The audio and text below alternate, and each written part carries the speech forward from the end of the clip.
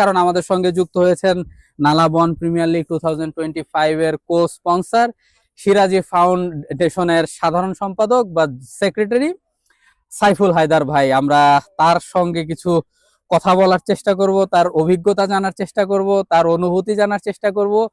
এই যে একটি মাঠ, এত সুন্দর একটি মাঠ, বন ব্লিটজ ক্রিকেট গ্রাউন্ড, সবুজে ভরা, আপনার কি মনে হয় না যে আপনি বাংলাদেশের কোনো এক প্রান্তে, সিলেট কিংবা হতে পারে সেটা চট্টগ্রাম, যেখানেই হোক, দেখে কি মনে হয় যেটা জার্মানি?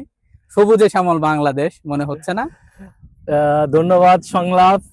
আসসালামু আলাইকুম সম্মানিত উপস্থিতি।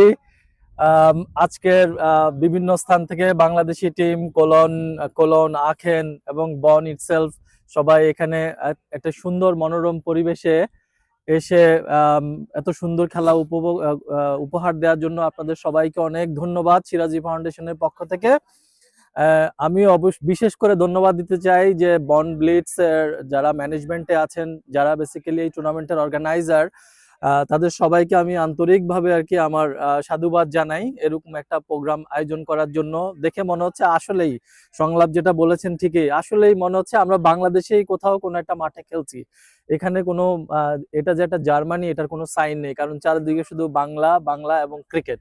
সো এই বাংলা এবং ক্রিকেটের মিলেমিশে আমরা এই জার্মানিতে আছি এবং সিরাজি ফাউন্ডেশন এগুলাকেই এনকারেজ করে।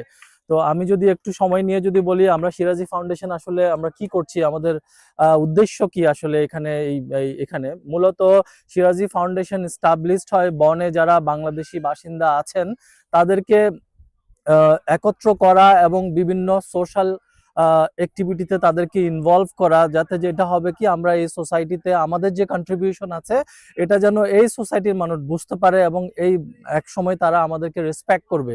এখন আমাদের ভাবমূর্তি বিদেশে যে কোনো জায়গায় যান, আমরা যতই শিক্ষিত হই, যতই ভালো কাজ করি, আমাদের কিন্তু ভাবমূর্তিটা আমরা উজ্জ্বল করতে পারিনি ফর ভেরিয়াস রিজন।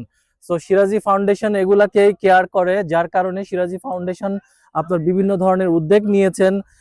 এরকম একটা উদ্যোগ হচ্ছে যে আজকে যে সুন্দর যে ক্রিকেট টুর্নামেন্ট, এই ক্রিকেট টুর্নামেন্টে স্পন্সর করেছে, কারণ আমরা বিশ্বাস করি ক্রিকেট একটি ফেয়ার প্লে গেম, যেখানে আপনার যারা ইনভলভ আছেন তাদের একটা সুন্দর মন মানসিকতা আছে এবং তারা বিভিন্ন ভালো কাজে তারা ইনভলভ থাকেন এবং অংশগ্রহণ করেন, যার কারণে আসলে তারা সবকিছু বাদ দিয়ে আজকে খেলা দেখতে এসেছেন। কেউ অর্গানাইজ করতে এসেছেন, কেউ খেলতে এসেছেন।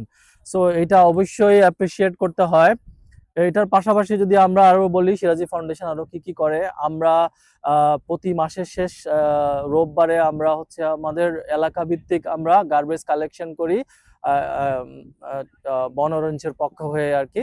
তো এটা আমরা সবসময় করি এবং এখানে যারা আসেন তারা ম্যাক্সিমামই বাংলাদেশি এবং আমাদের দেখে দেখে আরো অন্যান্য ইমিগ্রেন্টস যারা আছেন তারাও আসেন এবং আমাদেরকে সাধুবাদ দেয় এবং আমাদেরকে জিজ্ঞাসা করে তোমরা কোন দেশ থেকে আসছো।